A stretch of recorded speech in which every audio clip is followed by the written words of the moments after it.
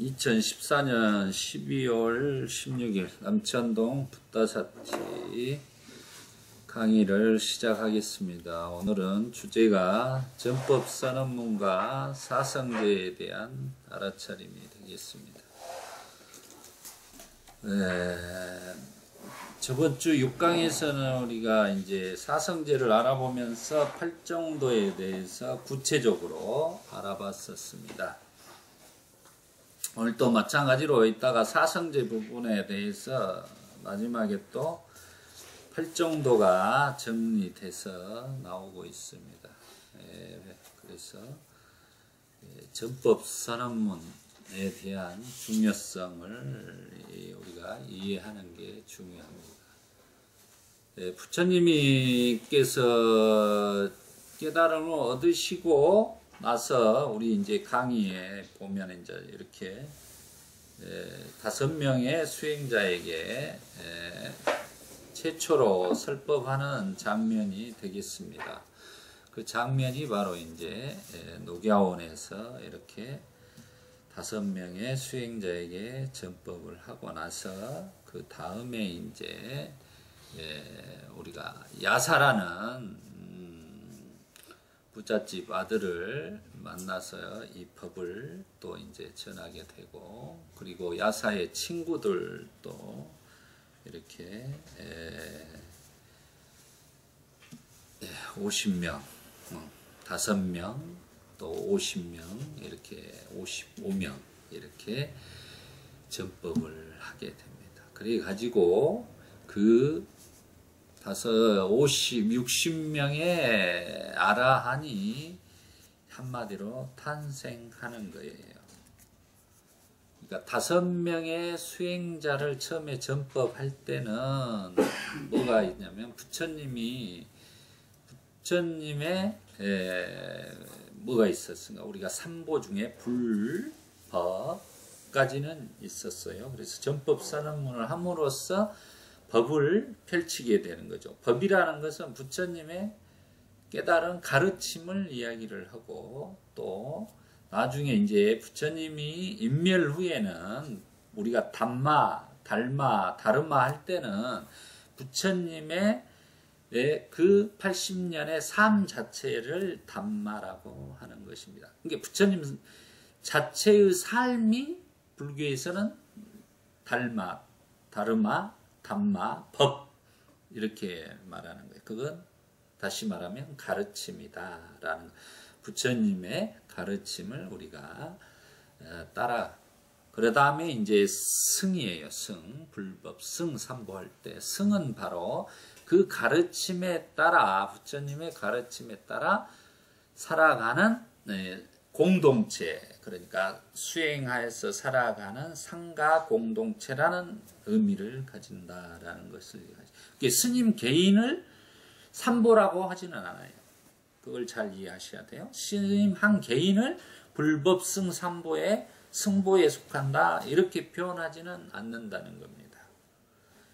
스님들이 무리를, 저번에 제가 사람 인자 3개 썼죠. 무리 중자, 무리를 이루었을 때, 중으로 있을 때, 중이라는 말은 여러 무리의 대중이 함께 살 때를 승보라고 하는 거예요.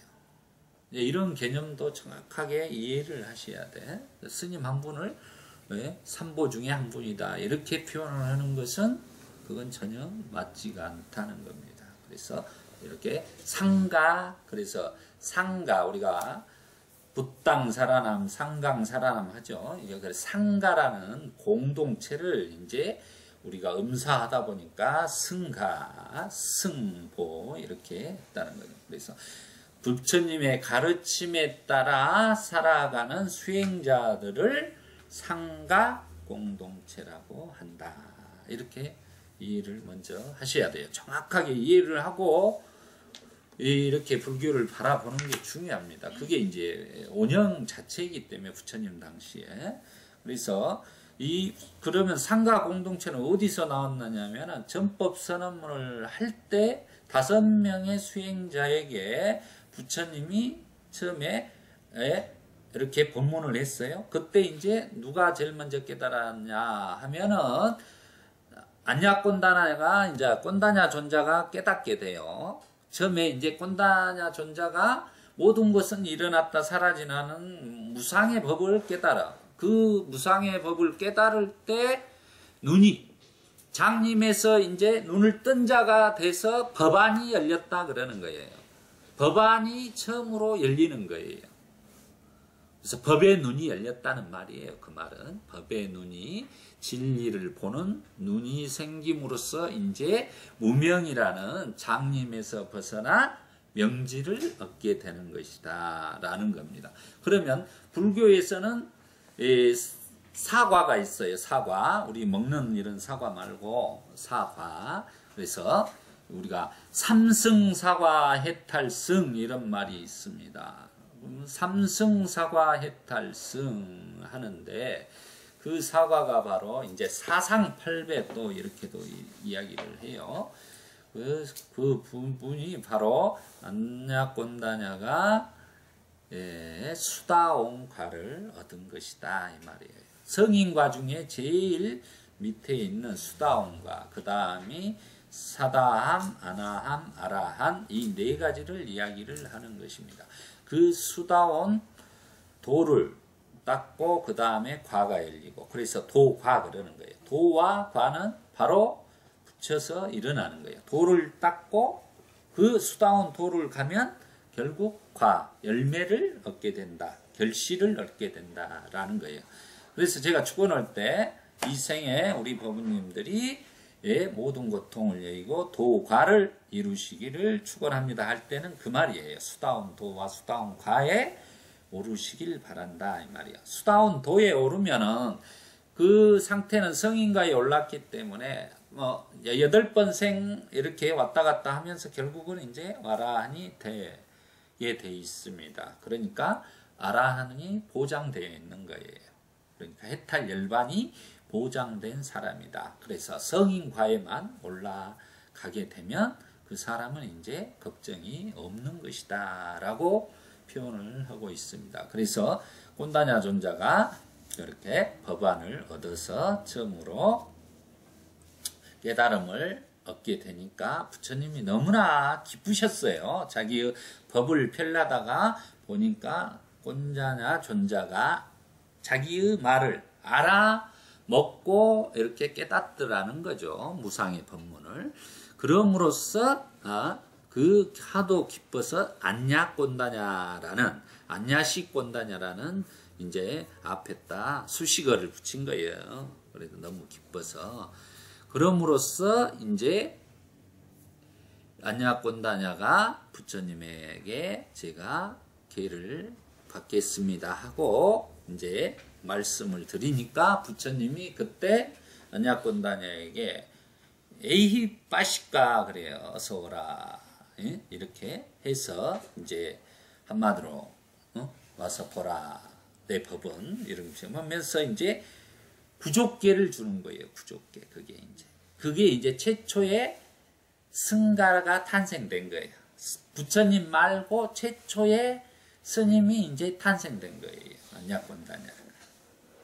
그래서 이제 그 상태의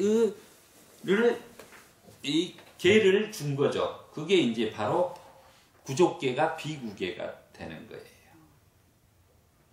이렇게 이제 A 비쿠 이렇게 해서 이제 그 비쿠의 개념으로서 구족계를 주면서 이제 정식적으로 그분이 이제 스님이 된 것이다. 뭐 우리는 이제 스님 그러는데 비쿠 그래요. 원래 발음이 그쪽 비쿠. 이제 뭐 비쿠라는 말은 수행자 뭐 이런 의미를 가지고 있어요. 근데 이제 그 비쿠라는 개념이 이제 뭐 불교에 들어오면서 우리에게 의미가 이제 비구 이런 의미로 전달된 것이다라고 이해를 하시면 돼요. 그러면 여기서 문제점이 되는 게 이제 우리 한국으로 온 불교, 중국을 거쳐서 인도를 거쳐서 이렇게 온 불교는 대승불교잖아요. 대승불교는 비구계를 더 중요시 생각하는 게 아니라 보살계를 더 중요히 생각해요. 대승보살계라고 그래요. 그것이 바로 이제 법만경에 따라 이렇게 대승보살계를 설하는. 우리 그러니까 대승불교는 비쿠라는 개념보다는 뭔 개념이냐면은 보살승의 개념이다라는 것을 이해하셔야 돼요. 그래서 우리는 이제 일제시대 때나 이렇게 쭉 내려오면서 어떤 비구 계단이 끊어져 가지고 1973년도에 태국에서 스님들을 모시고 와서 비구계를 받기 시작을 한 거예요. 역사가. 그래서 지금은 어떻게 하느냐, 우리나라는 보살계와 더불어서 비구계도 같이 이렇게 주는 입장이 된 거예요. 그러니까 비구계라는 것은 한마디로 이제 우리가 대승불교에서 말한 저 소승불교에서는 비구계를, 거기는 비구계밖에 없어요. 보살계라는 것을 없기 때문에. 아까 제가 이제 그 말씀을 드렸습니다. 삼승사과 그랬어요. 삼승사과. 네.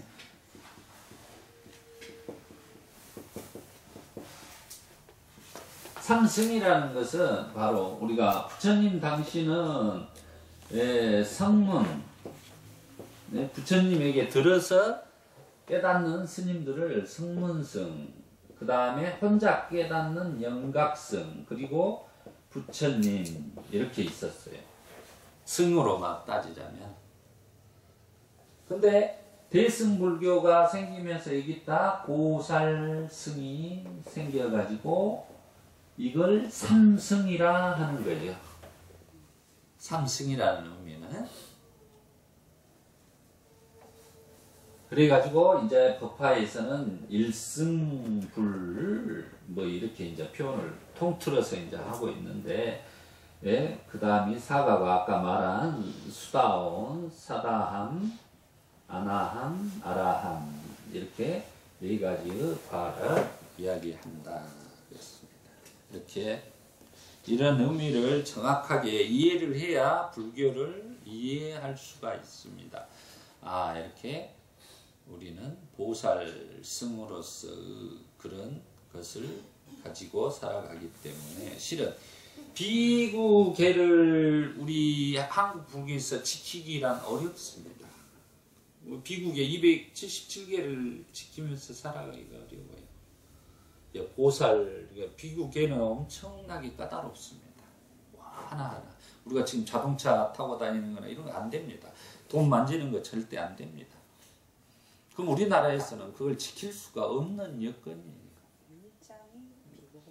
그러죠. 율계. 비구계는 율장의 계율. 계율이에요, 전부 다. 계라는 것은 계율을 어떤 계율에 따르는가. 그래서 대승 보살계를 가지고, 그래서 우리가 이제 보살 수계 살림 법회를 하고 그러는 거예요. 그래서 이제 보살계를 받았느냐 안 받았느냐, 일반 제가자들도 그렇게, 남자들도 마찬가지로 보살계를 받아야 되는 거지. 예? 그리고 이제 스님들은 이제 보살계와 비구계를 현재 우리나라는 두 개를 같이 받고 있다라는 걸 이해하셔요. 그리고 남방은 비구계만 받으면 되는 거예요. 그래서 그 부처님 당시는 그냥 부처님이 바로 거기서 계를 이 비쿠 하면 바로 그 부족계를 준 거예요. 바로 이제 그런 하면으로써 그때 이제 불법승 삼보가 갖춰진 것이다라는 것입니다.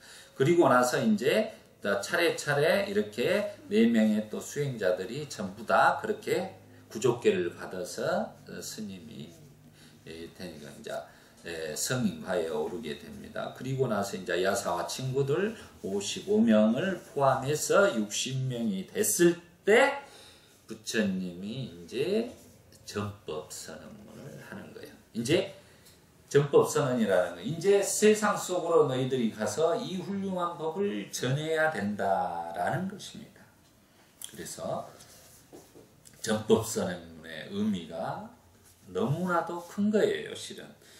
불교가 지금까지 우리가 이렇게 들을 수 있는 계기가 된 게 이제 이 전법선언에 의해서 우리가 지금 배울 수 있게 된 것이 라고 생각을 하시면 되겠습니다. 그래서 이제 보면은 이제 원전이 쌍육다니까야 에서 보면 악마의 올가미에 대한 경이다라고 표현되고 있습니다. 원전이. 그래서 악마의 올가미에 대한 거니까 한마디로 우리가 악마의 올가미에 걸려서 우리 중생들은 살아간다는 말이에요. 결국은 그 악마라는 게 뭐냐? 우리 마음속에 번뇌 망상이 결국 악마입니다. 따로 이제 어떤 세상에 있는 게 아니라 마음이 악마를 만들어내는 거예요. 그것은 업에 의해서 악마를 만들어내는 것이다 라고 이렇게 올가미로서 표현하고 있다는 것을 보시면 되겠습니다. 그리고 이제 우리가 항시 지금 7주째 강의지만 제가 마무리할 때 항시 전법선언문을 했었습니다.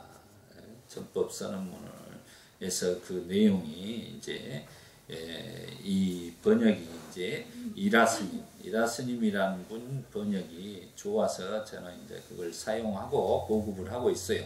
이라스님 같은 경우는 원래 수녀였다가 이렇게 출가를 해서 이제 비구니가 되신 분입니다. 미국에서 활동을 하시고 그래서 굉장히 이 한국 불교에 대해서 이렇게 비판을 많이 하신 분이에요. 여러분 외국에 계시면서 제대로 된 길을 가야 된다는 생각을 하고 이렇게 말씀하시는 스님 중에 한 분이죠.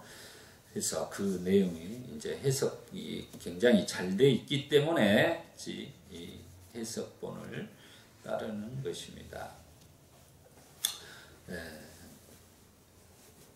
그 내용을 이제 우리가 항시 읽어왔기 때문에 이 전법선언만 가지고도 한 시간은 강의를 해야 될 내용입니다. 너무나 이 내용이 중요한 내용인데 오늘은 이제 잠깐 이렇게 또 보기로 하고 보면은 이제 줄을 보겠습니다. 이제 불교에 지금 우리 자료를 보시기 바랍니다. 우리 지금 오늘 프린트물 자료를 참고하시면 보시면 제가 요약을 했으니까 그걸 보고 지금 강의를 하니까 그걸 보고 보시면 돼요. 그때 이제 제일 밑에 불교의 생명력은 이 전법선언문에 있습니다. 부처님은 분명하게 우리 불자들에게 중생의 이익과 행복을 위하여 전법을 하라고 하십니다. 이 중생을 위한 전법의 길이 바로 중생의 이익과 행복을 위한 길입니다. 중생의 이익과 행복을 위한 길은 무엇일까요? 중생들이 근심 걱정 없이 잘 먹고 잘 살아가는 것일 것입니다. 절제와 건전한 삶으로 서로 소통과 나눔을 통해 이 사회를 행복한 세상으로 만들어 가는 것입니다. 자, 넘겨보겠습니다. 불자들이 바른 뜻과 문장을 갖춘 가르침을 전해주려고 하면 먼저 부처님의 인간적인 삶에 대해 분명히 알고 전하는 것이 중요합니다. 그리고 나서 부처님의 가르침을 사람들에게 널리 전해 주어야 합니다. 불자님들이 6가지 감액의 문을 삿대하고 오계를 지키면서 절제와 건전한 삶을 통해서 평화스러운 모습을 모범적으로 보여주면서 사람들에게 부처님의 가르침을 전한다면 더욱더 전법이 잘 될 것입니다. 이것이 바로 부처님이 우리에게 실천하라고 하신 내용인 것입니다. 불교가 이 사회에서 보다 더 많은 부분의 나눔과 실천 그리고 절제와 건전한 삶을 살아가는 것이 좋은 세상을 만들어가는 것이고 중생의 이익과 행복을 위해 살아가는 삶이 되는 것입니다. 우리는 이제 이 전법선언문을 반야신경 외우듯이 외워서 법회 마무리할 때마다 다 함께 독송하는 실천에 옮기는 불자가 됩시다. 이제 이 내용 중에 보면 전법선언문의 내용 중에 가장 중요한 것은 이제 그겁니다.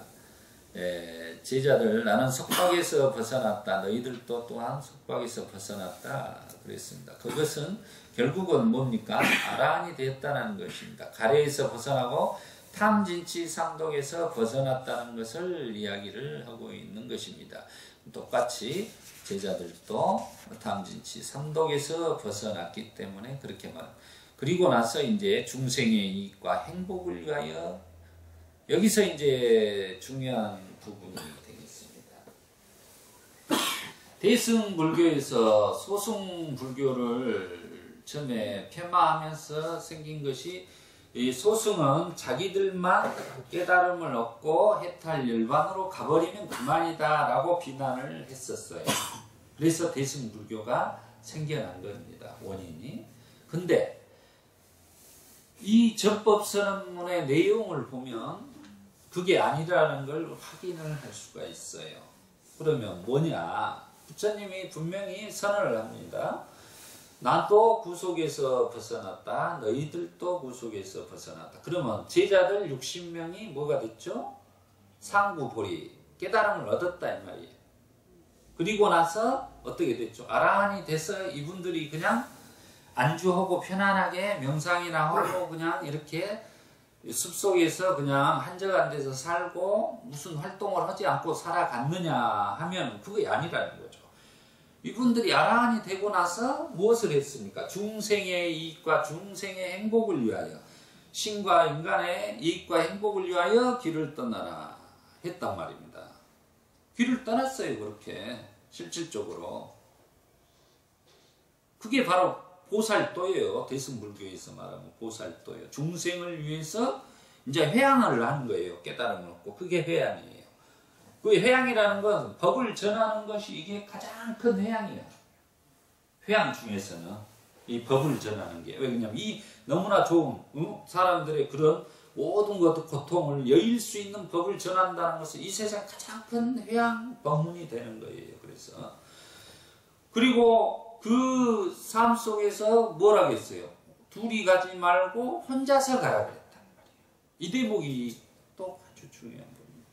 왜 그러면은 무소의 불처럼 혼자서 가라겠느냐 제자들에게 부처님은. 이유는 두 사람씩 가면 어떻게 되겠어요? 부처님 포함해서 61명이죠. 60명의 제자가 아라한이 되고 부처님 포함하면 61명인데 두 사람씩 이렇게 기독교에서 말한 예수가 자기 12제자에게 너희들이 혼자 가면은 사탄들에게 네가 돌멩이로 쳐죽임을 당할 것이다. 그러니 짝을 지어서 전도의 길을 가라. 이렇게 선언을 했어요. 성경에서는. 근데 부처님은 그렇게 말을 하고 있습니다. 혼자서 가라 그랬습니다. 그 말은 둘이 가면은 합쳐서 이렇게 묶어서 둘이 가면은 31군데로 좁혀지잖아요. 이 좋은 법을 왜 61군데로 전할 수 있는데 왜 31군데로 좁혀서 가야, 그러면서 이제 그 혼자서 가라가 무소의 꿀처럼 혼자서 가라예요. 그 말이 결국은 그냥 무소의 꿀처럼 혼자서 가라면 무조건 혼자 뭐 이런 의미가 아니에요. 그 스타니파타에 나온 의미는 이런 의미를 가지고 있어요. 그 엄청난 보살도의 그 마음을 가지고 있는 무소의 꿀처럼 혼자서 가라예요. 우리가 생각하는 그 기준하고 개념이 틀립니다. 그래서 우리 불교 자체가 기독교보다 실은 2배를 더 해야 되는 거예요. 전법을.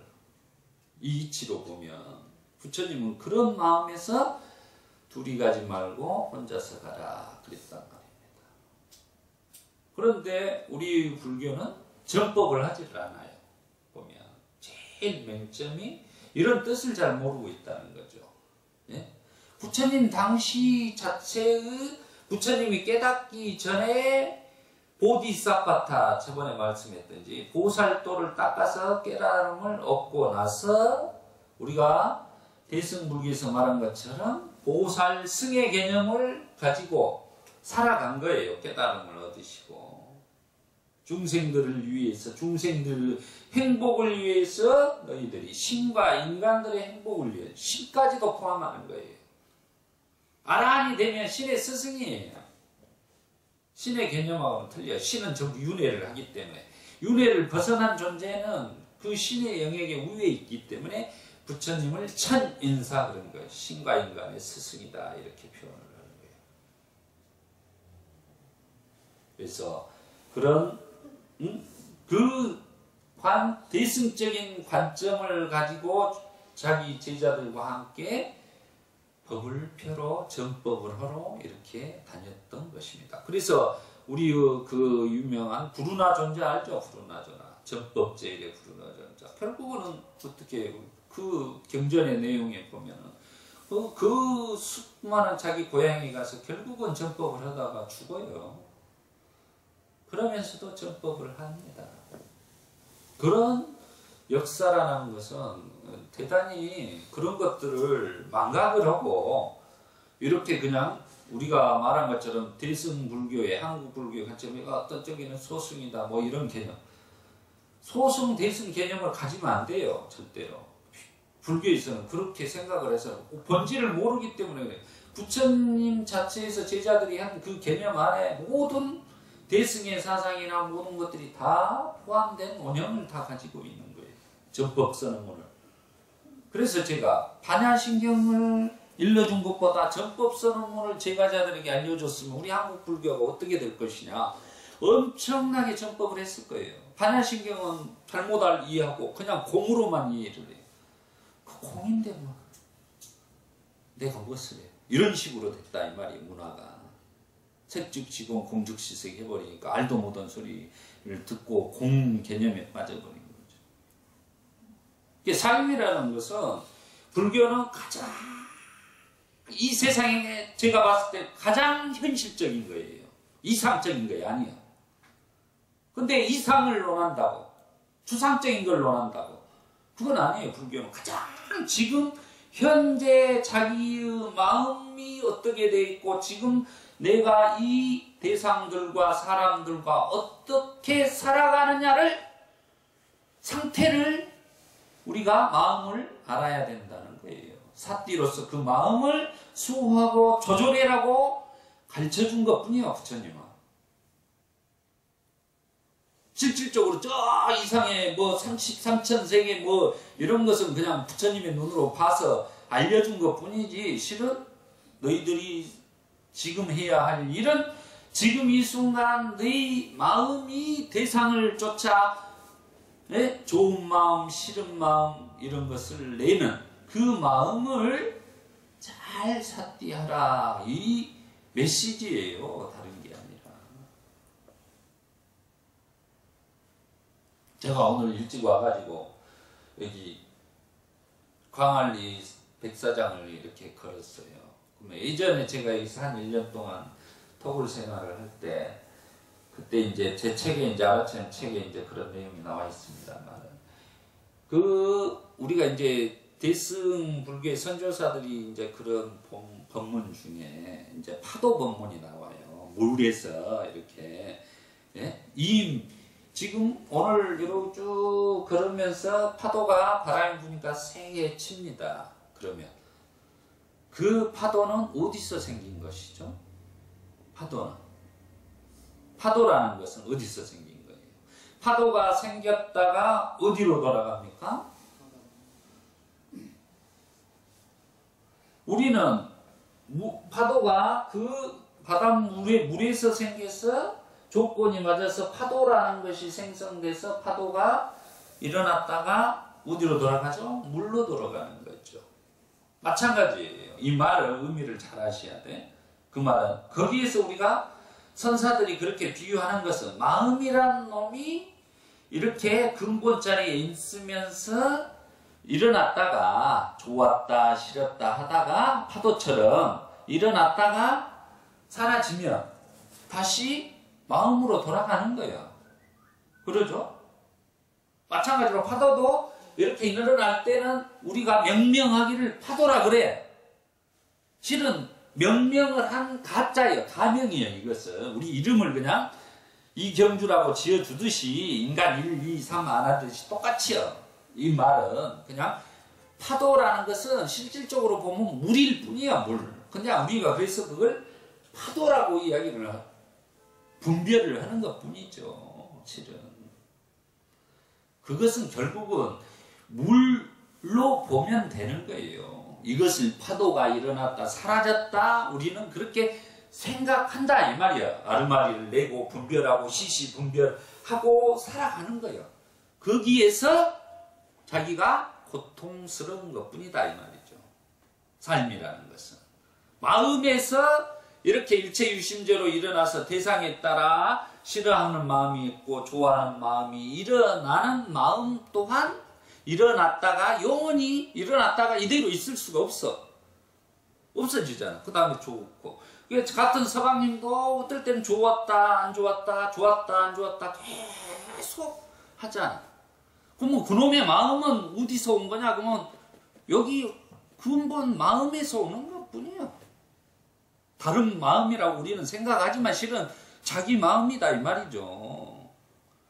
그럼 그 마음을 다스려라 라고 이야기를 하는 것 뿐입니다. 그 마음이 똑같은 마음 왜 이때는 이렇게 쓰고 이때는 이렇게 쓰냐. 그 마음을 그래 잘 다스리기 마음이 요리 싫어하는 마음으로 가고 고통의 마음으로 하고 즐거운 마음으로 가기 마음을 사띠라는 대상이 뭘 대상으로 하느냐? 마음을 대상으로 잡는 거예요. 수행이라는 것은. 사띠한다 이 말은 마음이 대상 여기서 있으면 이 사띠가 이 마음이 이놈이 여기 좋다 싫다 이렇게 가는 분별하는 마음을 너가 그냥 거기서 수도배에 있어라. 왜? 네 마음 아까 말한 것처럼 같은 파도라고 생각하는데 그건 파도가 아니라 그냥 물이다. 네 마음이다. 좋아하는 마음도 자기 마음이고 싫어하는 마음도 자기 마음일 뿐이다 이 말이에요. 그 마음을 자기가 잘 갈무리하고 사띠를 해야 된다 이런 뜻이에요. 경전을 보거나 그런 비유가 나오면 이제 그 이야기를 하는 거예요. 그 이야기. 수많은 이제 선사들이 그 비유를 해. 바닷물의 파도의 비유를 전부 다. 그것은 이제 그런 의미다 이 말이에요. 그걸 이제 그렇게 이해를 하시면 일체유심조라는 것이 마음이 모든 대상을 지어내고 만들어내는지만 그 마음을 다스릴 수 있는 것은 사띠라는 것이 그 마음을 다스리고 있다. 한마디로 그 마음을 조절하고 수호하고 보호할 수 있는 것이다 라는 거예요. 그래서 부처님이 위대한 거예요. 심리학 체계는 이 일체유심조에서 지금 서양 심리학은 그대로예요. 더 이상 밑으로 내려갈 진전을 못해요. 사띠를 알지 못하고서 절대 못 내려갑니다. 인간의 마음을. 그래서 위대하다고 제가 그렇게 강조를 하는 거예요. 그래서 이렇게 전법선언문의 내용에서 보듯이 불교가 대승이니 소승이니 이런 구별 그런 것은 의미가 없어요. 대승불교적인 화엄사상 우리나라 같은 경우 화엄사상 같은 경우 원흉무예한 사상이에요. 모든 삶이 뭐냐? 결국은 이게 소승이다 대승이다 어디서 와서 너가 왜 이러냐 이런 것은 다 마음이 빚어내는 허공의 꽃과 같다 이 말이에요. 결국은 허공의 꽃 그리고 허공의 꽃 돌이 나홍선사는 이제 돌이 춤을 춘다 이렇게 표현을 해놨어요. 돌이 춤을 춥니까? 돌이 춤을 추는 것과 같다 이 말이야. 우리의 삶이라는 게 허공의 꽃처럼 그렇게 마음이 모든 것을 만들어내고 있는 것뿐이다 라는 것입니다. 그 마음을 자기가 사띠할 때 본연의 본래 면목의 자리가 되는 거예요.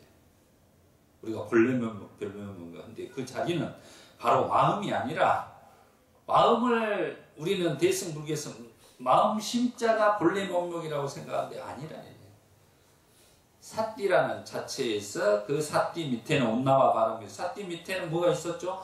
해탈이 있고 해탈 밑에는 열반이 있고 열반이 바로 본래 면목의 자리이다.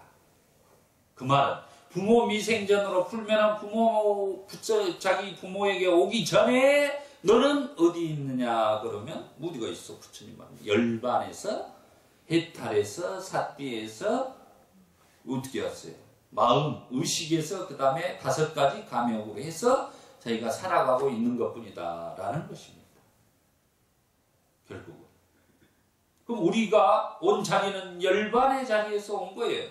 한마디로 열반에서 잠깐 이렇게 외출 나온 거라고 생각을 하셔야 돼요. 궁극의 우리 고향은 열반의 성이라는 거죠. 제가 시적으로 표현을 할 때 그렇게 표현을 하는데 열반의 성에 도달한다.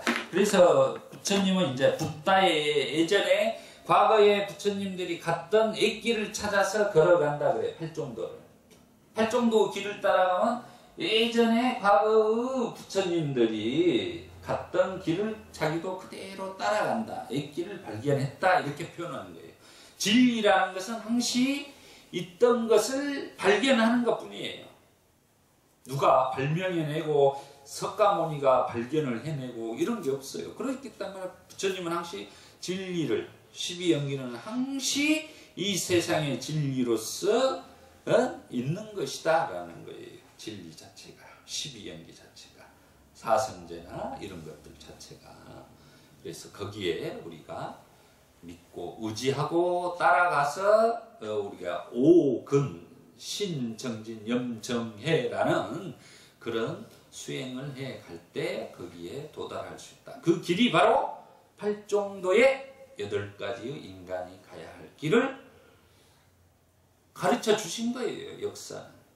그걸 이제 중도의 법문이라고 한다. 나중에 이제 부처님 인멸 후에 이제 논서적으로 막 사상들이 번세하게 된 거죠. 막 살이 붙고 막 유식이니 뭐니 이제 중간 사상이 막 이렇게 붙으면서 이제 화엄이니 천태니 옹각이니 법화니 막 이렇게 이제 모든 것들이 이제 생겨나게 된 것이다라는 겁니다.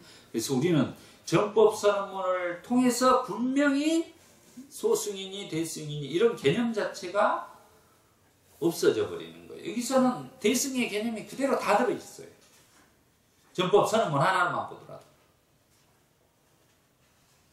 그래서 제가 정법선언문을 이렇게 마지막 마무리에 알려드리는 거예요. 낭송하고 외우시라는 이 의미가 그거예요. 그걸 항시 생각하시면 어떻게 살아가야겠다. 거기 보면 이제 우리가 그렇게 살아가면서 더러움에 덜 물든 사람들도 있다 그랬잖아요. 그러면 이 의미를 역으로 생각하면 모든 중생들은 더러움에 물들어 있다. 이 말이에요. 오탁 악세에 살아간다 그랬어 부처님은. 화택세계의 중생들은 살아간다. 불난집에 살아가는데 저희가 불난지를 모르고 살아간다. 이거 불난집에서 그냥 살아. 나 이 집이 좋아. 불난지도 몰라. 그러니까 결국 탐진치 삼독에 불이 붙어서 이렇게 활활 타고 있는데 그걸 보지를 못하고 살아가는 거예요. 그런 사람들이 어떻게 해요? 그 불이 폭발하면 이제 증오와 미움과 이런 게 섞여서 이제 행위를 저질렀을 때는 이제 뭔 일이 일어나죠? 묻지마 살인이라든가 요즘에 일어나는 일련의 사건, 토막 사건이 뭐니 이건 이루 말할 수 없는 사건들이 그래서 터지는 거예요. 자기가 누군지를 모르기 때문에 그렇다는 거죠. 삶이. 내가 어디서 와서 어디로 가는지를 모르고 살아가기 때문에 그런 일들이 일어나더라. 그래서 우리가 이 정법선언문을 통해서 모든 중생과 중생의 이익과 행복을 위해서 신들과 인간의 이익과 행복을 위해서 길을 가라 그랬습니다. 그 무서운 불처럼 혼자서 가야 된다. 그러니까 우리가 만나는 사람들마다 이 좋은 공부면은 회양을 하셔야 돼. 회양을 나눠줘야 된다 이 말이에요. 나만 좋아가지고는 안 된다는 거예요.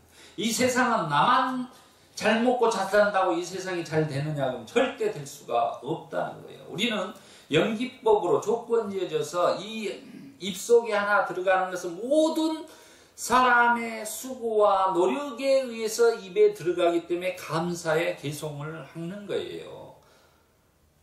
그래서 한 방울의 물에도 천지의 은혜가 스며있고 하나의 곡식에도 만인의 노고가 담겨 있습니다.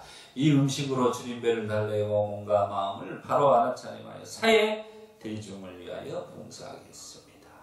이렇게 밥을 먹을 때 하고 먹는 거예요. 공양 개송을. 정말로 감사함이라는 것은 이 자체 하나 들어온 게 다 감사한 거예요. 못한나 못한나 모든 것은 감사할 따름이에요. 우리가 산다는 것은. 몸을 받게 해준 부모님으로부터 시작을 해서 자기가 이렇게 살아가는데 또 주위의 서방님 또 가족, 친지 어떤 사람이든지 간에 우리가 살아가는 마트에 그 사람들이 있으므로 자기가 편안하게 이렇게 살아갈 수 있는 것 뿐이에요. 자기가 잘나서 천만의 말씀입니다. 그 아만심, 자만심, 아상, 인상, 중생, 수자상 우리 금강경에서 그렇게 말하지만 우리 불자님들이 금강경을 백독을 하고 천독을 해도 상만 더 높아져 내가 천독 백독했다 이 생각을 해. 절을 3000배를 수도 없이 한 사람 내가 3000배를 한 사람인데 하면 이미 틀린 사람이야. 그 말은 그러잖아. 상을 세우잖아. 그 상을 자기가 낮추기 위해서 절을 하는 거죠. 오체투지라는 것은 자기가 정수리를 지심 김영래할 때 뭐 그러니까 지심정래 우리가 공양 그러잖아요. 정래라는 거 정수리를 우리가 땅바닥에 대면서 자기를 완전히 낮추는 거예요. 예경 하나하나 뜻을 잘 알고 보면 그 마음이 낮추는 하심하라 하심하라 하는 마음이 이제 그거예요. 하심하라. 그럼 하심을 어떻게 할 것이냐? 하심은 사띠를 해야 하심이 되는 거예요. 사띠가 없으면 하심은 못해. 절만 무조건 한다고 되는 게 아니에요.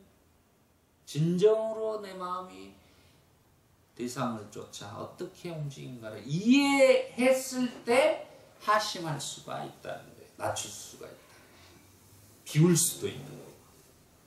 또 우리가 불방이라고 어떤 것을 불방이라고 어떤 것을 방아착해야 되는가에 대해서는 제가 사정근으로 그때 분명히 말했습니다. 사정근은 우리 팔정동의 정정진이라고 그랬습니다.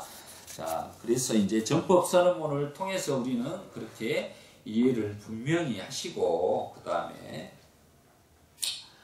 이제 사성제에서 좀 오늘 알아보겠습니다. 네, 사성제는 뭐 우리가 저번 시간에 초전법륜을 하면서 중도와 팔정도를 하면서 이제 여러 가지 말씀을 드렸습니다만은 그래서 우리 이렇게 사성제 자체가 이제 가래를 끊어버리는 내용이다라고 분명히 말씀을 드렸습니다. 그런데 그 내용 중에 이제 중요한 게 삼전12행상이에요. 삼전12행상. 그러면 사성제를 우리가 불릴 때 부처님이 삼전12행상 한마디로 이 3번씩 불리고 12가지로 행위를 통해서 부처님이 깨달음을 얻었다라는 것입니다. 그래서 삼전12행상이라는 의미를 우리가 조금 이해할 필요가 있다. 그래서 보면은 이제 수행승들이 여기와 같이 4가지 원리가 있다. 4가지란 무엇인가? 수행승들이여 곧바른 알무로 완전한 알무를 알아야 할 원리가 있다. 수행승들이여 곧바른 알무로 끊어버려야 할 원리가 있다. 수행승들이여 곧바른 알무로 닦아야 할 원리가 있다. 수행승들이여 곧바른 알무로 실현해야 할 원리가 있다. 한마디로 완전히 알아야 할 원리, 끊어버려야 할 원리, 닦아야 할 원리, 실현해야 할 원리 이렇게 4가지로 표현을 하고 있습니다. 그러면 올바른 알무로 완전히 알아야 할 원리란 무엇인가? 5가지 집착 다발이 있는데 그것이 올바른 알무로 완전히 알아야 5가지 집착의 다발이 뭐죠? 10원도 아닌 5원입니다. 색수상 행식으로 우리는 구성되어 있다라는 것을 우리가 완전히 알아야 된다.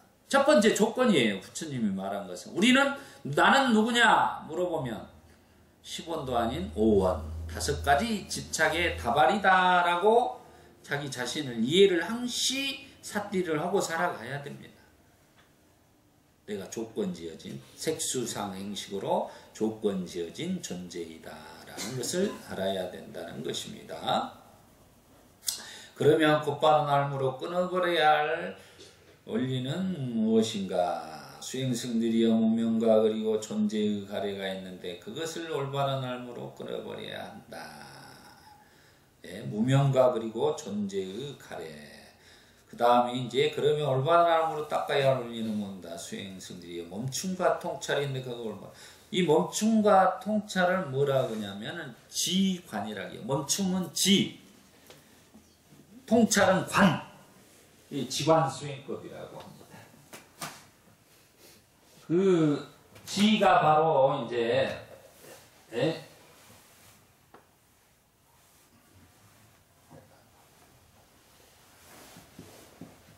지관. 지관수행법 자체가 바로 지가 아까 말한 멈춤이에요. 멈춤이라는 거면 우리가 수행을 통해 왜 번뇌망상이 완전히 호흡으로서 쭉 호흡을 사띠하고 아나빠나사띠하면 나중에 가서 호흡이 멈추게 됩니다. 그러면 생각이 일어나지 않는 거예요. 그게 이제 번뇌망상이 완전히 멈췄다는 것입니다. 그걸 이제 사마타라고 그래요. 지를 표현할 때. 그리고 관은 바로 통찰. 네? 이게 이제 바로 윗바사나라고 그래요. 이걸 윗바사나 수행. 관법 수행을 윗바사나 수행이라고 한다. 윗바사나 수행을 통해서 관법 수행을 통해서 우리가 빠냐 지혜를 터득할 수가 있습니다. 그래서 선정 수행을 통해서 그 다음에 윗바사나 수행과 더불어서 우리가 빠냐를 터득하게 성취하게 되면서 해탈, 열반을 이룰 수 있는 것이다 라는 것입니다. 그것을 멈춤과 통찰이라고 분명하게 지금 부처님이 닦아야 할 원리라고 가르쳐 준 것이다 이 말이에요. 그래서 저 중국으로 올 때 천태종이 지관 쌍수법을 주장을 한 거예요. 지관이라는 말이 그래서 다 들어온 것입니다. 그때 당시 사마타, 윗바사나라는 말들이 예전에 중국에 다 있었어요. 나중에 이제 해능 조사가의 임재종의 맥을 이으면서 관화선을 만들게 됨으로써 이제 이 하두선이 중국에서 만들어져서 우리에게 이렇게 한국 불교에 전해진 것이다 라는 것을 분명히 이해를 하셔야 된다. 이런 것들을 머릿속에 이해를 하셔야 됩니다. 수행승들이여 그러면 올바른 알무로 실현해야 할 원리는 무엇인가? 수행승들이여 명지와 해탈이 있는데 그것을 올바른 알무로 깨달아야 돼. 명지는 뭡니까? 밑에 써놨다. 명지는 무명의 반대말입니다. 그래서 우리는 무명이 무엇인지를 분명히 아는 것이 중요합니다. 부탁께서는 비방가경에서 괴로움에 대해 알지 못한 것을 무명이라고 하였습니다. 다시 말하면 사성제를 모르는 것입니다. 그리고 또한 12연계에서 무명이 괴로움의 원인으로 나옵니다. 그래서 삼전 12 행상에서도 곧바른 알무로 신해야 원리가 바로 명지와 해탈입니다. 그러면 무명을 타파하고 벗어나기 위해서 우리가 무엇을 해야 되느냐? 실천행으로 바로 명지라는 것은 바로 밝음의 지혜인데 그것은 바로 팔정도라고 경전에 또 이야기를 합니다. 명지를 터득한 방법은 팔정도를 통해서 명지를 터득할 수 있다라고 합니다. 명지를 팔정도를 닦게 되면 해탈을 얻을 수 있다라는 것이 되겠습니다. 이것은 세 번 굴린 12가지 특징이라고 알려진 것과 관계된다. 괴로움의 거룩한 진리는 궁극적으로 5가지 존재의 다발과 6가지 감역에 대한 것이다.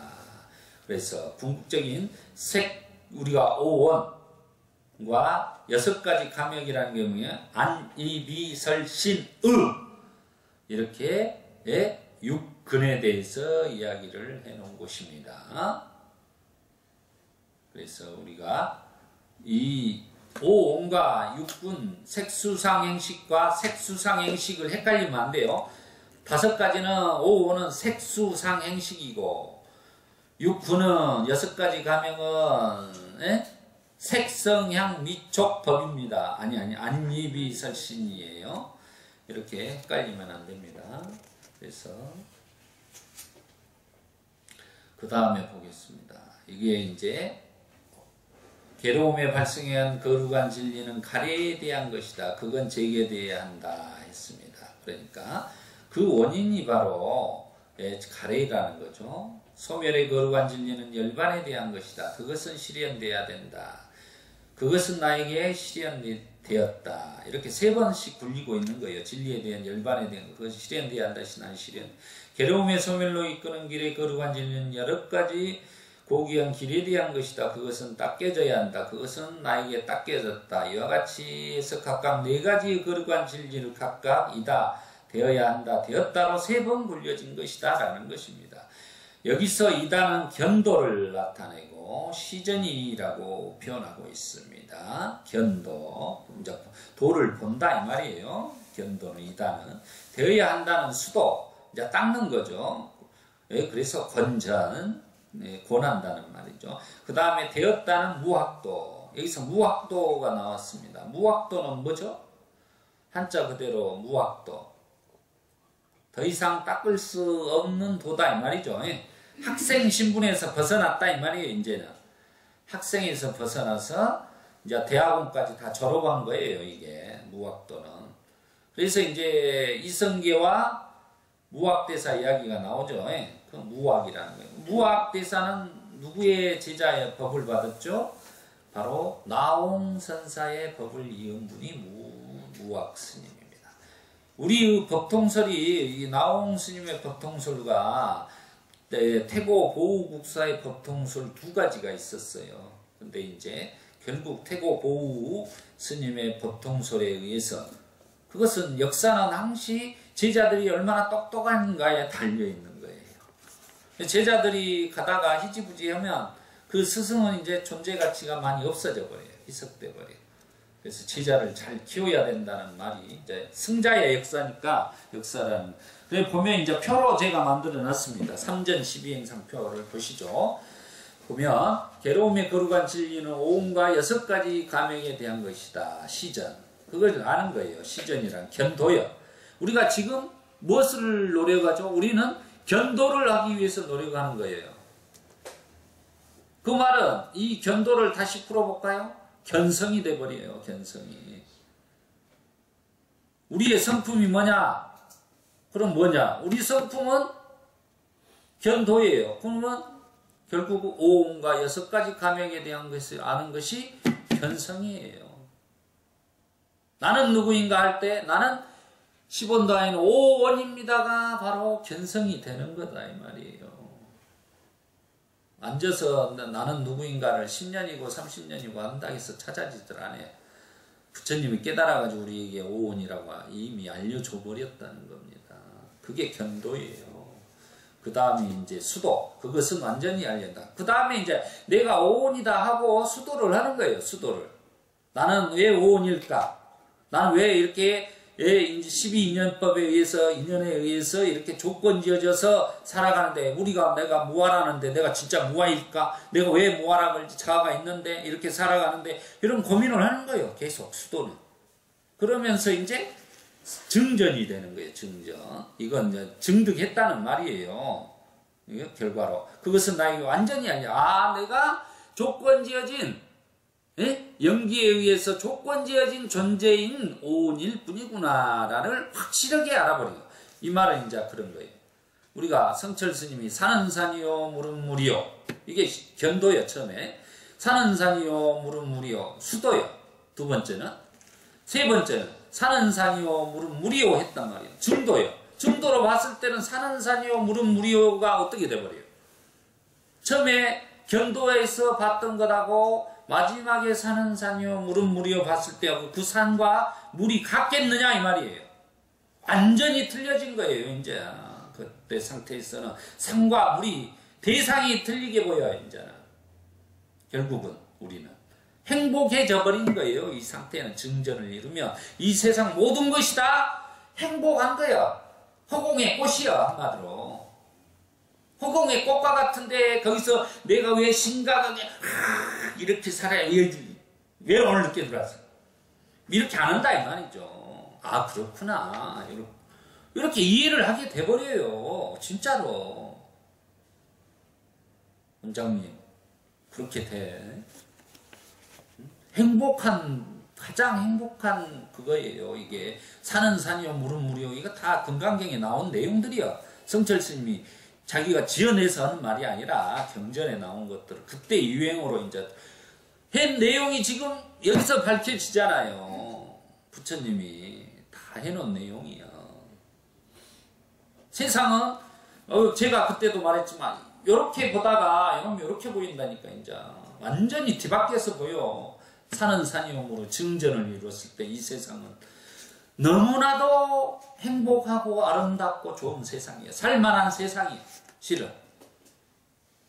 근데 괴로운 사람한테는 아이고 이런 세상 내가 이렇게 더러운 세상에 맨날 이렇게 거짓과 이선 덩어리 세상에 내가 이렇게 살아야 되냐 말아야 되냐 이 더러운 세상 맨날 비탄 한탄 이렇게 살아간다 이 말이에요. 근다고 해결이 나냐? 안 난다는 것입니다. 세상은 그렇게 되어 있다고 부처님이 그랬어요. 자기 보는 눈으로 자기가 있기 때문에는 자기라는 놈이 오온이라는 놈이 있기 때문에 그렇게 펼쳐지는 거예요. 지금 자기가 없다면 그렇게 펼쳐질 일이 없죠. 세상은. 그 부분에 대해서 분명하게 우리가 사띠로서 이해를 해야 되는 거예요. 그래서 사띠의 힘이 있어야지만이 증전을 이룰 수 있는 거예요. 그렇게 이해를 하고 자기가 그렇게 체험을 하는 거예요. 스스로 체험이 딱 되면 그때는 세상이 달라졌던 걸 누가 증명을 해? 자기가 증명해버려요. 누구한테 인가받을 것도 없어. 자기가 증명해서 자기가 그렇게 살아가는 거예요. 직접적으로. 증명받을 필요가 뭐가 있어요. 그렇게 세상이 보이는데 이미.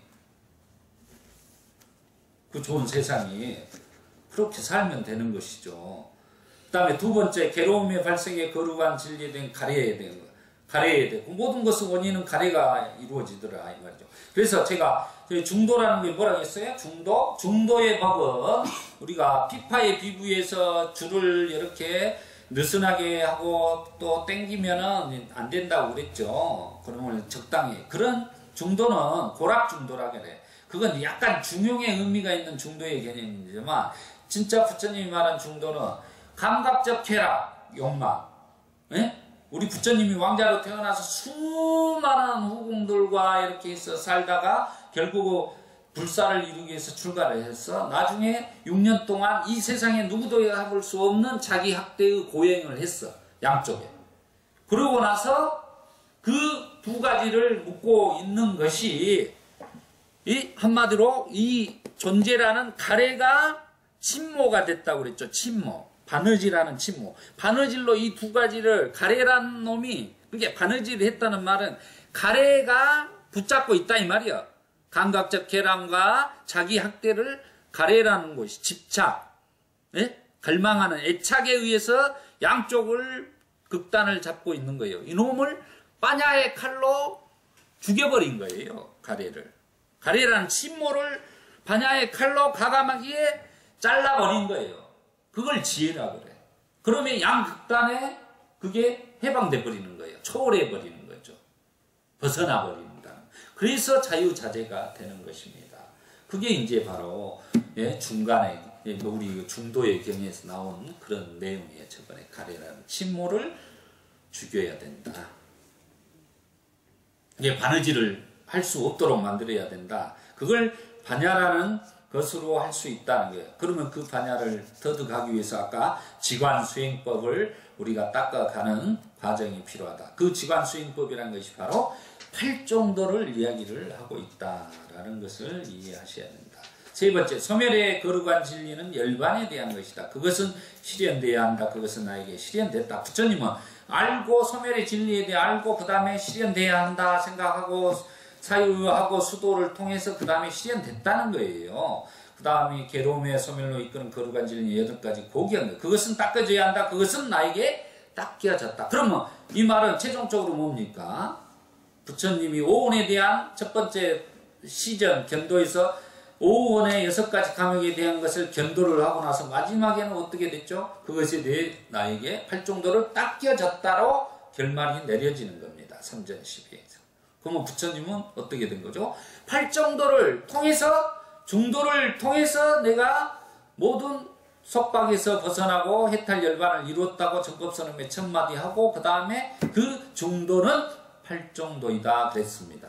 팔정도로 이렇게 마무리를 하고 계신다는 것이죠. 그래서 부탁께서 깨달음을 성취하고 처음으로 법륜을 우릴 때 사성제를 삼전 12행상으로 가르쳐주고 계십니다. 불교의 수행법 대념처경, 대념처경 마하 사티파타나 수땅 즉 4가지 사티 토대 의경 신수신법 중 법념처에서 나오는 4가지 거룩한 진리 사성제에 대해 본격적으로 알아차림하는 시간을 갖겠습니다. 그럼 이제 바로 이 사성제의 마지막 부분이 이제 결국은 뭐죠?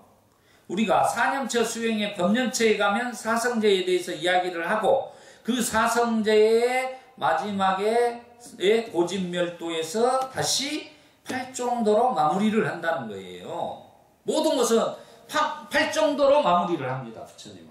처음에 시작을 팔정도로 시작해서 45년 동안 접법을 하면서 팔정도를 이야기하고 마지막 수바타 120살 묵은 쿠시나라에서 돌아가실 때 마지막 제자에게도 팔정도를 이야기를 하고 돌아가셔요.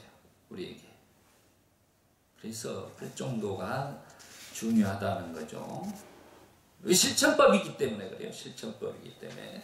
그래서 우리가 팔정도에 대해서 저번 시간에 자세히 열어봤죠. 올바른 견해란 무엇인가? 괴로움에 대해 알고, 괴로움 후 발생에 대해 알고, 괴로움 후 소멸에 대해 알고, 괴로움 후 소멸로 이끄는. 그리고 올바른 견해가 이제 반복돼요. 팔정도 내 첫머리에 뭐가 들어갔죠? 사성제가 탁 들어가 있잖아요.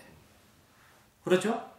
팔정도와 사성제를 뗄래야 뗄 수가 없죠. 사성제 안에는 뭐가 들어갔죠? 괴로움에 대해 알고, 괴로움 후 발생에 대해 알고 해서 뭐가 들어갔어요? 괴로움의 발생 원인은 뭐라겠습니까?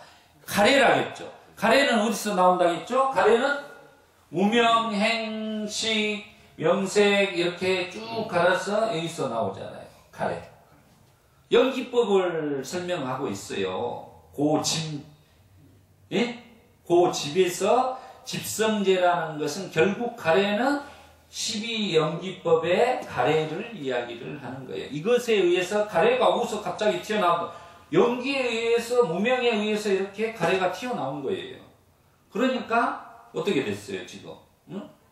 사념처 수행에서 법념처 수행을 가니까 나중에 사성제를 이야기를 합니다. 사성제를 이야기하니까 사성제 중에 마지막에 가서 도성제가 나오죠. 도성제는 팔정도를 이야기를 합니다. 팔정도의 첫머리를 가니까 정견에 가니까 또 사성제를 다시 이야기를 해요. 사성제에 가니까 거기에 집성제에 가니까 가래가 있어서 12연기를 설하고 있는 거예요. 그러면 사념처 수행 안에 뭐가 다 들어있어요?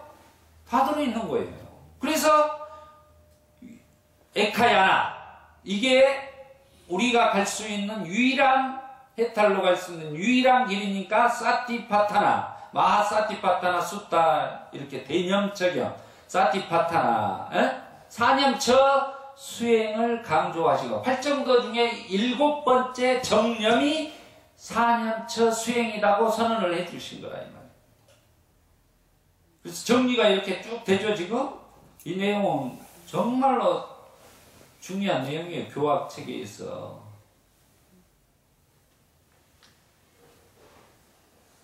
모든 경전을 다 넘나들어서 보지 않으면 이 설명을 못해요. 지금 제가 이 설명한 내용이. 그러니까 이 한 통으로 이 불교를 봤을 때 우리 법부님들이 금방 이제 이해할 수가 있는 거예요. 아까 견도를 하고 그 다음에 우리가 수도를 할 때 견도를 일단은 먼저 이렇게 이해를 해서 터득 하는 게 중요한 거예요. 그 다음이 수도가 되는 거야. 이렇기 때문에 우리가 수도를 통해서 나중에 증도가 되는 거예요. 증전이. 결과적으로.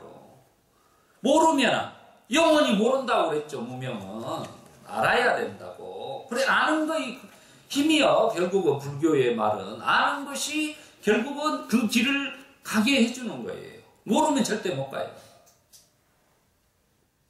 제가 부산을 올 때 오늘은 빨리 왔습니다. 차가 다행히 이제 그 서부산이 뚫렸어요. 4차선이. 그래갖고 오늘은 그냥 쭉 이렇게 와서 여기서 돌아보면서 제가 이 부산에서 그래도 한 8년간을 살았기 때문에 길을 속속이 알고 제가 이제 순천을 갔는데 순천에 제가 또 우리 그 신도부님들을 모시고 저기 이제 배추 얻으러도 가고 뭐 이제 그러거든요. 제가 거기 가서 별걸 다 합니다만은 배추 얻으러 가서 공판장을 가는데 신도부들 태우고 가는데 아니 스님 어떻게 그렇게 새끼를 잘 하시고 이렇게 해서 갑니까? 제가 거기를 이 포스터 붙이고 이 순천 광양을 불교대학 하면서 얼마나 돌아다녔더니 길을 속속이 다 아는 거예요. 그러다 보니까 지름길로 가는 거예요. 시간을. 그것과 똑같은 거예요. 위치는. 아니까 그 지름길로 해서 그 30분 걸릴 것을 20분에 가는 거예요. 10분 단축이죠. 그런 거예요. 아는 것이 그만큼 중요하다. 자기가 체험하고 아고 길을 안다는 것은 자기의 갈 길이 명확해지는 거예요. 출발할 때부터 이미 어떻게 가야 됐다 탁 지도가 그려져. 그렇게 가면 얼마나 분명한 알. 그래서 부처님이 지견 그러는 것이요. 우리가 이제 공부를 하면 나중에 여실지견이 돼요. 여실지견 따라해보세요. 여실지견. 여실지견. 네, 여실지견. 여실지견이라는 게 이제 바로 지, 암, 견, 본 이렇게 하는 거예요. 우리가 계향, 정향, 해탈향, 해탈, 지견, 향 그러죠. 바로 그 해탈, 지견 그거예요. 지견. 지견이. 여실지견 대상을 있는 그대로 본다는 거예요. 그럼 그냥 있는 그대로 이경주 원장님이라고 이렇게 보는 게 아니라 무상고무화라는 진리의 삼법인으로 대상을 본다 이 말이에요. 수행이. 사띠로서 대상을 볼 때 무상고무화. 저분이 화가 났어도 지금 일어났다가 화는 사라지잖아. 무상으로 보면. 저 사람 또한 고통의 업에 의해서 고통을 받고 살아가는 사람이다. 저 사람도 10원도 아닌 5원으로 구성된 사람일 뿐이야, 실은. 그걸 이제 여실지견과 암과 봄으로 대상을 본다는 거예요. 그냥 이렇게 보고 멀뚱멀뚱 아무 생각 없이 원장님 이쁘구나 안 이쁘나 이렇게 보는 게 이런 벗어나서 본다는 의미가 아니에요. 그 의미는. 불교에서 말하는 것은 여실지견이라는 것은 있는 그대로 본다, 보고 안다 이 말은 이제 그게 암과 봄은 바로 그거라는 것이에요. 무상고무화로 항시 우리는 보려고 노력을 해야 된다.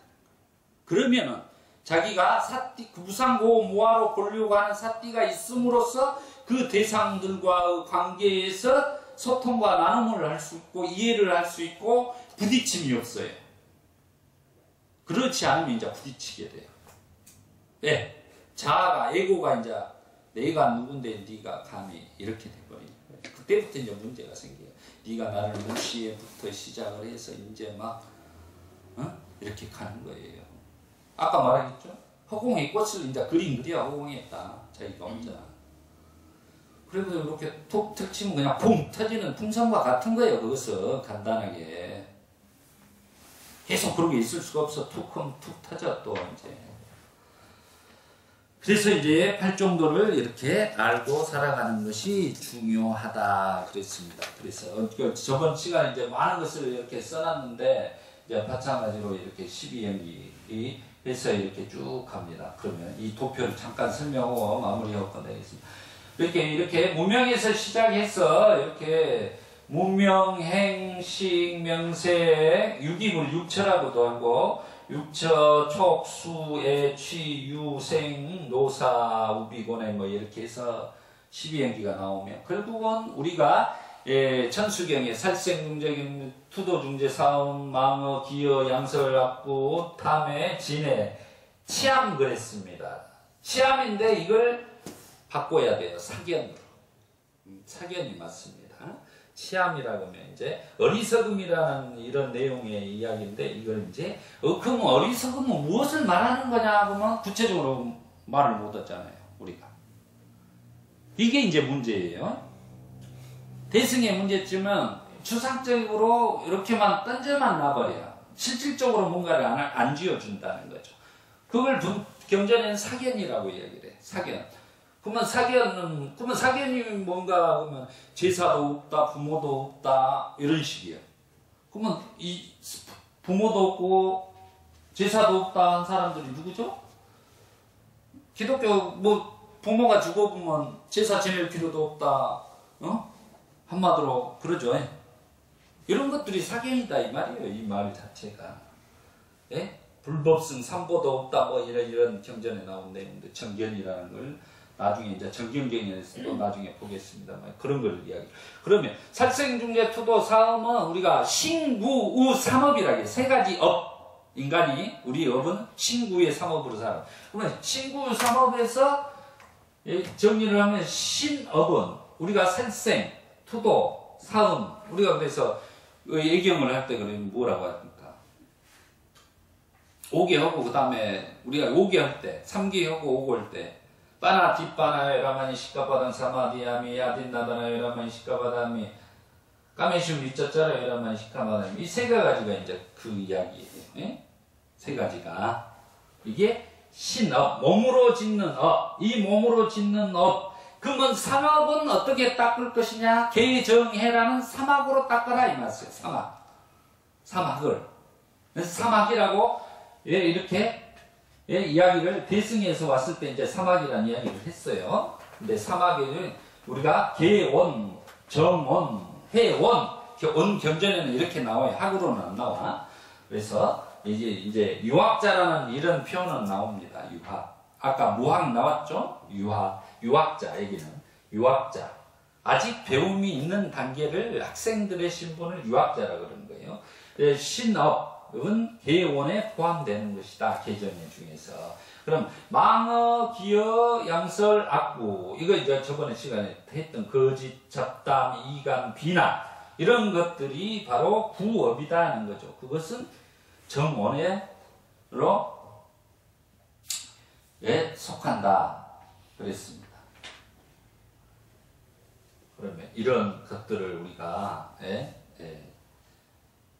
무엇을 해야 되죠? 구업을. 자기 마음에서 이미 이 고요함이 있어야 되는 거예요. 이 자체에서. 그래서 이 네 가지 천수경에서 제일 처음에 나오는 게 정구업지나 수리수리 마수리 수수리 사바 이 말은 그 말이에요. 이놈이 문제가 되니까 구업이 그렇죠. 그러면 구업은 어떻게 짓는가요? 결국 마음씨가 어떻게 됐죠? 마음이 의로 변해서 신 순서는 이렇게 간다겠죠. 이렇게 몸으로 행동하기까지는 의가 일어나고 그 다음에 입으로 말하고 그 다음에 몸으로 행동한다. 이렇게 제가 마음씨, 말씨, 맵씨 이렇게 표현을 했었습니다. 이렇게 그래서 이 세 가지는 구업에 속하는 것이다.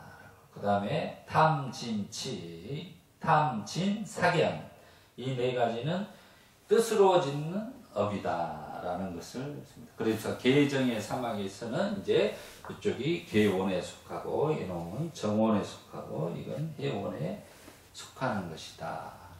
개원은 이제 우리가 정업, 정명 이렇게 속합니다. 개를 닦는다는 것은 정업, 정명 이렇게. 그게 이제 정명, 정업을 사정근이라는 것을 통해서 이제 닦게 되는 것이다. 사정근은 저번에 정진에서 설명드렸는데 정원은 이제 정원, 정진, 정명, 정정 이 네 가지를 사념처, 수행과 사선정이라는 것을 통해서 닦는 것이다. 라는 것입니다. 다음 해오는 정견, 정사유. 이제 이렇게 해당되는 게 8정도 중에 지금 정업, 정명은 계원에 해당되고 정원에는 정어, 정정진, 정념, 정정이 해당된다 이 말이에요. 지금 제가 이걸 이제 이렇게 연결을 시켜놨어요. 이렇게. 마음이 고요해지면 이렇게 정어, 정진, 정념, 정에 이렇게 정원이 들어가. 계정의 사막 중에서 8정도에서는 배당을 저렇게 한다라는 것을 이야기했어요. 대부분 이제 여기다가도 정원을 갖다 놓기도 해요. 개원에. 근데 개를 통해서보다는 정원으로 마음이 고요해지고 했을 때 저기 안 나오는 거예요. 그래서 예, 해당을 해요. 해오는 정견, 정사유. 결국은 개정해 사막. 그럼 8정도에서는 정견이 먼저 나오고 여기 개정해 오는 3원에 가서는 개가 먼저 나오고 정원, 해원 이렇게 순차적으로 돼 있죠.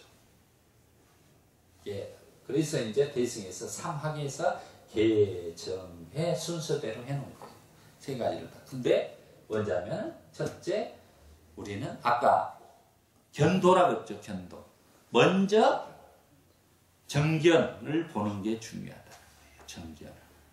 정견은 뭐냐? 사성제를 아는 것이다. 이 고통을 아는 거예요. 결국은 사성제를 안다는 건 고를 아는 것이다. 그 고를 알기 위해서 우리가 고를 해결하기 위해서, 소멸하기 위해서, 고 소멸을 하기 위해서 수행을 하는 이유예요. 그 고가 소멸하게 되면 우리는 어떤 사람? 행복한 사람이 되는 것이다. 그래서 부처님이 항시 말했던 깨달음을 얻고 제자들과 함께 우리는 행복한 사람들입니다. 라고 말했다고 그랬죠. 그래서 우리는 행복한 사람입니다를 개정의 사막을 통해서 자기가 살아갈 때 그런 말이 아까 나올 수 있는 것이다 라는 것입니다. 그래서 이렇게 개원은 사정근으로 해서 닦는 거고 정원은 사념처와 사선정을 통해서 닦는 거다. 이건 이제 8정도 중에 정념이고 정정이에요. 이건 사선정은. 그 다음에 해원을 통해서 정견, 정사유는 정견 수행을, 지향 수행을 해야 된다는 거죠. 결국은 이 수행은 해오는 지관이라는 수행을 통해서 깨달음을 얻을 수 있는 거다. 그래서 아까 멈춤과 통찰 이야기가 나왔죠. 분명히 닦아야 할 것을. 그렇게 되면 그 다음에 부동심의 해탈을 이루는 거예요. 그리고 나서 부동심 해탈 이루고 나서 이제 열반을 이루어서 자기의 본래의 자리로 돌아가는 것이다 라고 부처님이 이렇게 교학적으로 이렇게 설명을 해주고 있습니다. 오늘 이제 이것까지 이렇게 정리를 해봤습니다. 그러니까 이런 부분에 대해서 오늘 이제 강의가 이렇게 쭉 하면서 속도가 좀 빨랐습니다. 이제 우리 밴드에 동영상 자료 올려놓으니까 자주 자기가 모르면 보세요. 보고 또 확인하고 보고 확인하고 여러 번 들어야 돼요. 한 번 알고 있으면 이제 이 자리 와서 제 대신 강의를 하셔야 되고 그렇게 하는 것입니다. 자, 오늘은 여기까지 하겠습니다. 전법사론문과 사상제에 대해서 알아봤습니다. 자, 이제 마음 나누기를 하겠습니다. 오늘 이렇게 추운데 이렇게 와주신 법원님들에게 제가 정말 감사의 말씀을 드리겠습니다. 자, 오늘 강의는 여기까지 하겠습니다.